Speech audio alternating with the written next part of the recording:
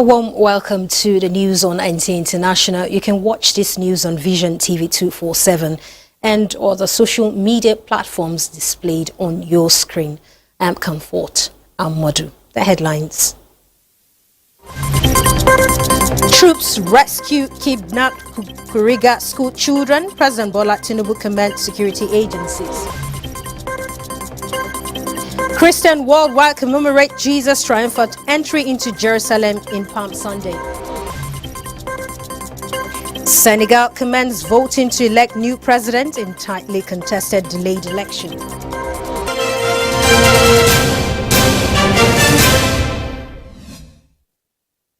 Now, Pope Francis at the St. Peter's Basilica officiated the Palm Sunday Mass for thousands of worshippers to usher in the Christian Holy Week leading to the commemoration of Jesus' passion journey to resurrection on Easter Sunday. Francis Udojo tells us more.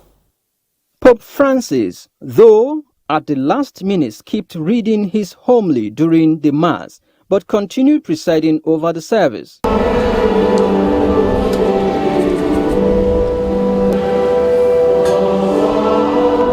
He read the noon prayer and was driven round the crowd in a Pope mobile. In recent weeks, the 87-year-old Pope has been suffering from bronchitis and influenza and has delegated an aide to read his addresses. A crowd estimated by Vatican police at about 60,000 people held palm fronds and olive branches at the service. Cardinals, priests, and bishops took part in the service, which commemorates what the Bible says was Jesus' entry into Jerusalem days before he was betrayed, put on trial, and executed by crucifixion. After the Mass, Francis delivered his weekly Angelus message and blessing from the altar and not from the window of the Apostolic Palace overlooking the square. In the prayer, he condemned the attack on a concert hall near Moscow, which killed at least 133 people, describing it as an immoral and inhuman act that offends God. He again asked for prayers for people suffering from wars, mentioning those of Ukraine and Gaza. Francis Udojo, NTA News. And Christians today converge on their different worship centers to mark Palm Sunday, commemorating the Christian belief in triumphant entry of Jesus into Jerusalem, when he was greeted rather by cheering crowds waving palm branches placed on the ground along his path, according to the Bible. Omenka Omarachiku reports that this year's message centered on forgiveness and a reminder for Christians to welcome Jesus Christ into their hearts and be willing to follow him.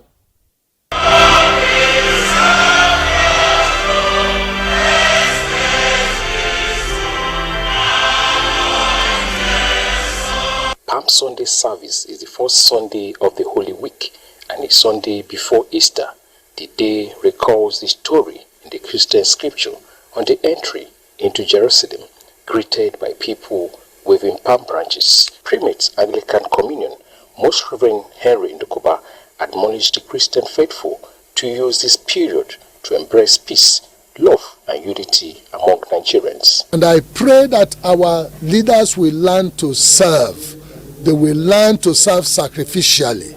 They will learn to lead by example, by being obedient even to the laws that they have made, and to seek for the good of all. Also, the Catholic Archbishop of Abuja, Most Reverend Ignatius Kaigama, reminded Christians to always put God first in their dealings.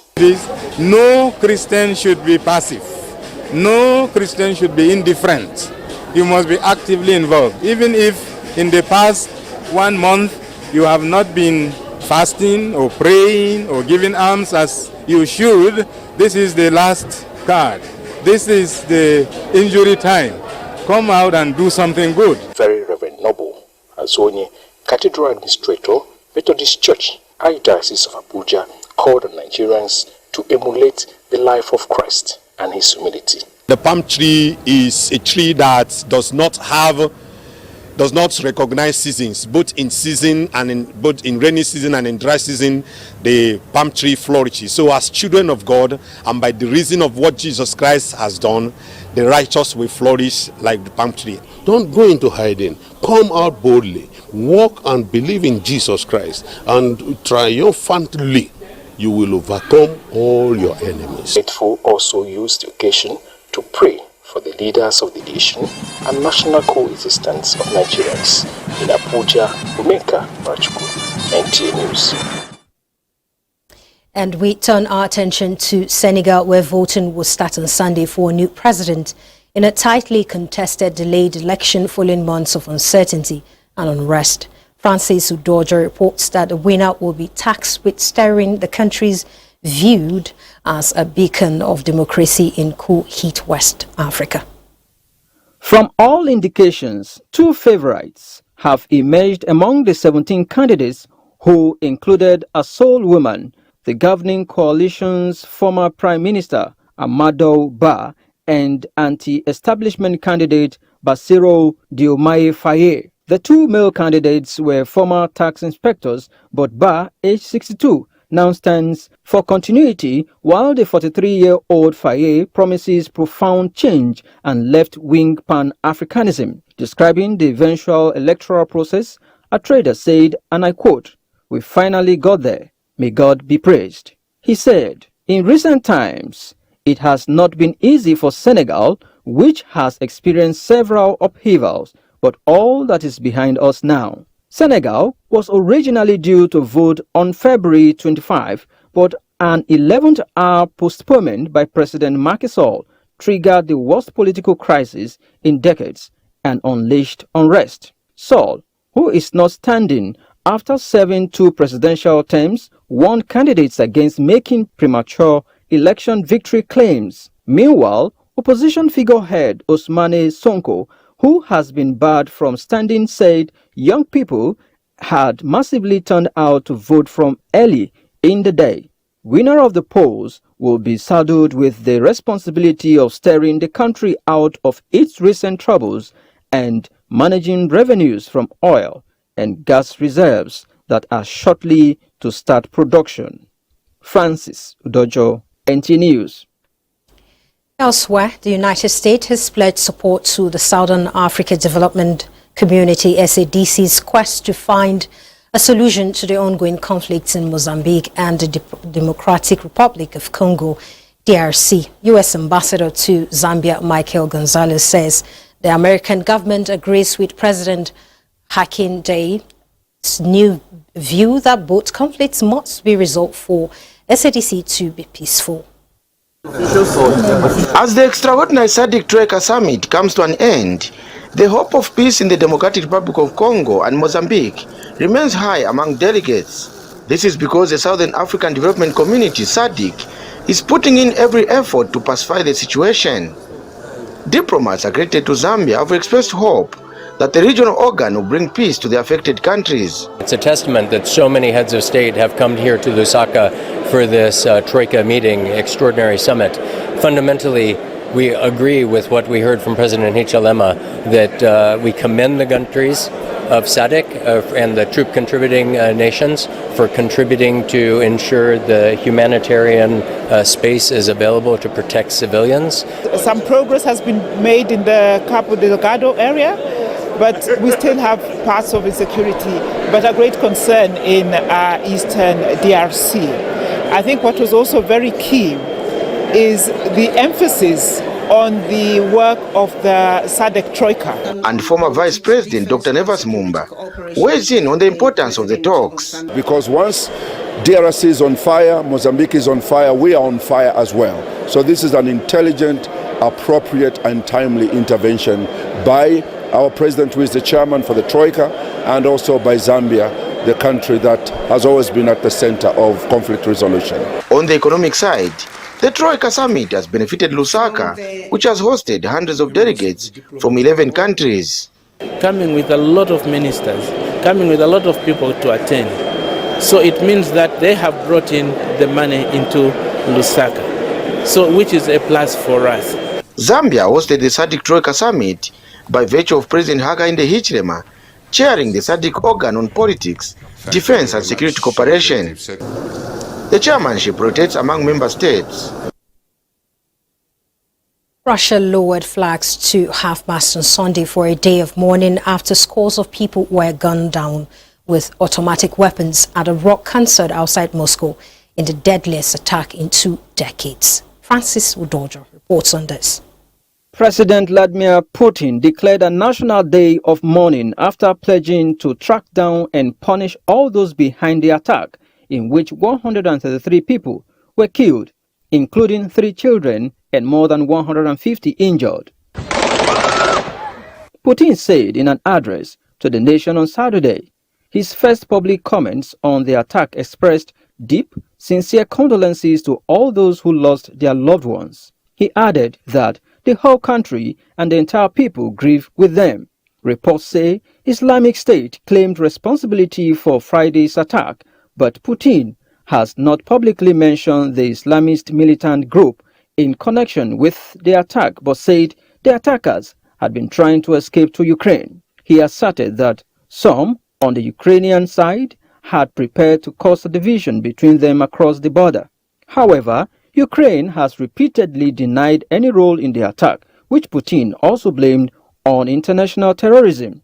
People laid flowers at Crocus City Hall, the 6,200-seat concert hall outside Moscow, where 4 armed men gained entry on Friday just before Soviet-era rock group Picnic was about to perform its hit, Afraid of Nothing. It was the deadliest attack on Russia territory since the 2004 Beslan school siege, when Islamist militants took more than 1,000 people, including hundreds of children, hostage. Meanwhile, reports say Russia has staged a major airstrike on Ukraine, hitting critical infrastructure in Ukraine's western region of Lviv, as police officers inspect a part of a Russian Kh-55 cruise missile in a park in Kyiv.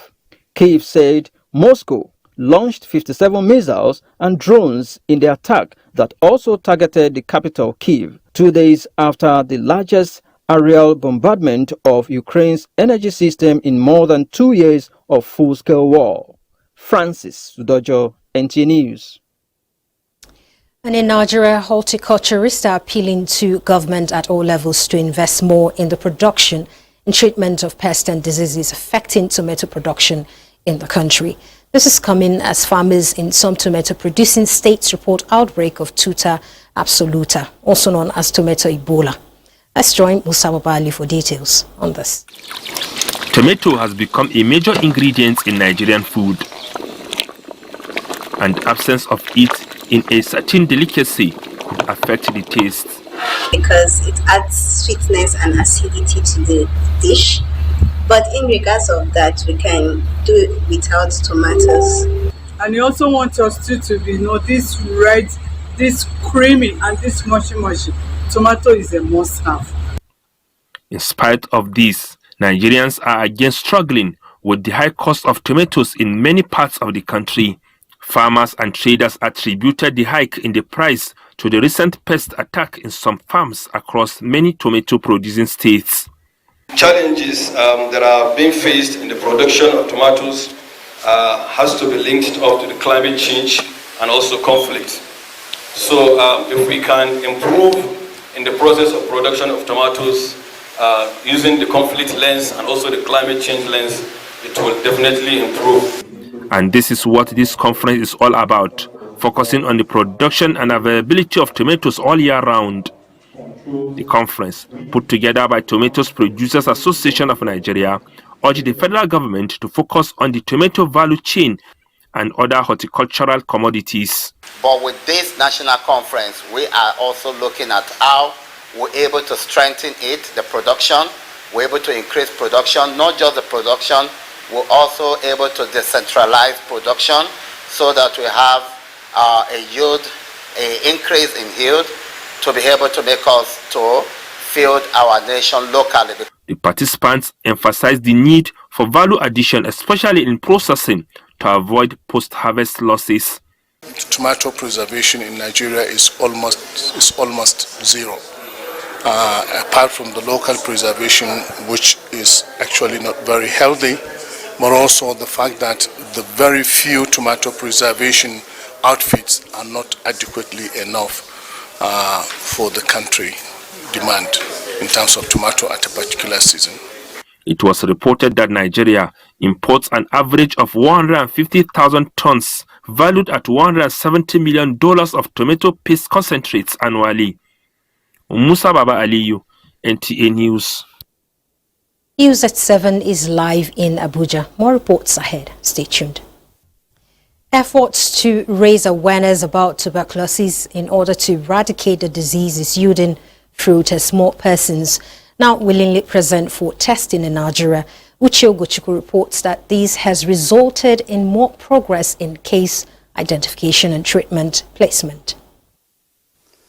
Years of sensitization on tuberculosis testing and treatment has led to the identification of 500,000 new cases a year, according to WHO data. With Nigeria's 2024 slogan, No Grief for TB, Chekamo, the team of TB advocates took the campaign and testing to mosques, churches, and the Apo Mechanic village, among others, where the people positively responded to the call. I'm not saying people are not, they are just people, see people going around, they are not healthy at all. But if they don't test now, they know what is wrong with them so that they can treat them. We've seen a lot of people come out willingly to be tested, and some cases that were identified were placed on treatment. Citizens who availed themselves for screening and tested positive need not fear stigmatization at workplaces or society at large, as measures are now in place to protect them. TB is in stages. It starts from the first, graduate to the second and to the third, and before you know, you start coughing out blood. Before you know, it brings death. So as soon as you start coughing, like it is always said, as soon as you cough more than 2 weeks, go and check yourself. It is very, very important. You know, I had that experience, but immediately I swung into the treatment, and today I am free and clean of tuberculosis. We have a right not to be discriminated against. In fact, we have been told by medical experts that the moment an individual goes on a treatment, and for the first 2 weeks, after the first 2 weeks of commencing treatment with an individual that is affected by TB, that person can no longer infect any other person with tuberculosis. And so what that means is that immediately after the first 2 weeks of treatment, the individual is free to do anything or to relate or to be anywhere that any one of us who is not affected by the infection can be. Tuberculosis is an infectious vaccine preventable disease and curable with right diagnosis and treatment, which are free in Nigeria. Uche Ugochukwu, NTA News. And joining us now in the studio to discuss this is Dr. Impera Ubochioma, Program Management Unit Team Leader or Lead National Tuberculosis Program. Good to have you join us on the news. Thank you so much. So on a national scale, where are we in the care and management of tuberculosis in Nigeria? Okay, I will tell you tuberculosis. In Nigeria, we have done so well. Although globally, we are rated as being sixth in the world and then first in Africa.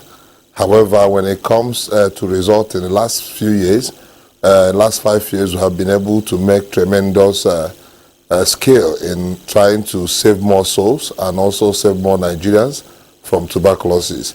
To let you know that for the past 5 years, Nigeria have gradually increased their case finding from 24% to 70% as it stands now, 69 to 70% as it stands now. And that's one of the major and one of the highest steps every country have made in tuberculosis, in the progress about tuberculosis. So currently this year alone, Nigeria have identified more than 300, last year, 2023, Nigeria have identified more than 360,000 TB cases in the country. And that is one of the highest ever the country have recorded. And this was achieved because there have been a lot of investment from the government of Nigeria, from the Global Fund, from USAID, to ensure that there are amenities available for identification of cases in the community placing them, diagnosing them, and placing them on treatment at the same time. So in country, we have more than 22,000 health facilities providing free services for tuberculosis.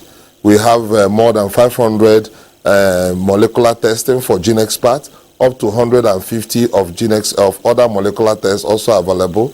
And then we have also microscopes up to more than 2,500 microscopic centers in Nigeria.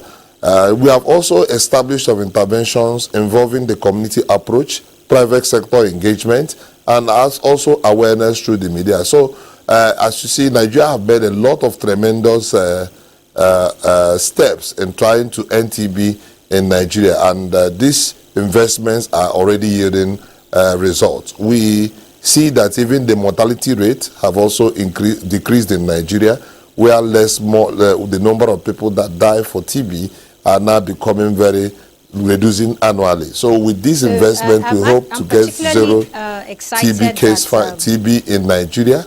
We hope that in Nigeria we'll soon get to a point where TB is no longer a problem to Nigerian and to the society. So, Dr. Emperor, I'm particularly excited that we're recording some sort of results in curbing or reducing the scourge. And looking at the theme for this year, it's saying that we can actually end TB. So I would like to know what parameters are there to give this hope. Okay, we are looking at our number of cases we are finding as a major parameter for ending TB in Nigeria. We're also looking at the number of people who die annually for TB. These are some key steps. And then you cannot continue treating TB without closing the tap of infection. We're also investing in the area of prevention. So with these 3 steps we are taking, we are also increasing our investment in providing access to care by increasing our diagnostic capacity. Recently, the government, through the Global Fund, are procuring mobile x-rays that will be used to support case finding in the communities and also in health facilities. We are looking at investing 370 mobile x-rays with artificial intelligence that will help to increase our yield in case finding and also increase access to diagnosis of TB. We're also procuring more molecular tests for Nigeria. Currently, we're expecting almost 330 machines, additional molecular test machines for the country, and this will help to increase the case finding in country. We are investing more, also focusing more in trying to prevent TB, because we can actually prevent TB by knowing those people who are just infected but they are not developed the disease, and then we can now give them some treatment that will help them to not to develop TB disease in the community, and thereby reducing the number of people that have been infected in the community. So with all these surrounded, we are doing in the country by the National TB and Leprosy Control Program, we hope, and our state program managers and all our implementing partners and donor agencies, we think that by the time we invest and do more of this and expand to all the countries more, we will see that our cases, Nigeria is one of the places where we end TB, and we hope to do this in our lifetime. Let me come in there. In using your own words, closing the tap of infections, what's the level of awareness at the rural area? Okay, I think we have done, in the last few years, we have tried to increase awareness in the country using the community approach. But I think the major area we need to focus, and we are going to focus, is also the use of media as several these things. We have actually increased our interaction with media over the years. However, we are trying to run away from periodic media interaction to consistent media interaction, both in the urban and rural areas. So we are actually trying to use both the community and the rural mechanisms to actually know that, to see how we can increase our awareness in the society. We also have produced 3340 as our free toll-free line for anybody to access information on tuberculosis. we hope that we enhance all these mechanisms, and when we enhance all these mechanisms, it will be able to achieve more awareness, because our last awareness assessment showed that we have limited knowledge. Nigerians have limited knowledge of TB. Only 24% were noted to have good knowledge of tuberculosis. Thank you so much, Dr. Emperor, for so much insight there on all the efforts being made, and we'll look forward to have better care and management of TB in the country. So much. Thank you, Dr. Emperor Ubochukwu there, speaking on the care management of TB in Nigeria, and much records has been recorded. Moving on, troops of the Nigerian military in the early hours of 24th of March 2024, working with local authorities, coordinated search operations leading to the rescue of persons abducted from a school at Kuriga in Chukun local government area of Kaduna State. Major General Edward Buba says 137 kidnapped victims comprising 76 females and 61 male were rescued. They were rescued in Zamfara State and are to be transferred to Kaduna State government for further action. Also on 21st of March, troops rescued 16 pupils, Almajiris, and a woman kidnapped in Gada local government area of Sokoto State. The rescued victims have been handed over to the Sokoto State government. These efforts, the Defense Headquarters says, a demonstration of the armed forces' commitment to rescue all the hostages and arrest the terrorists that perpetrated these crimes. And with that, we conclude the news. Many thanks for watching. I am Comfort Amodu.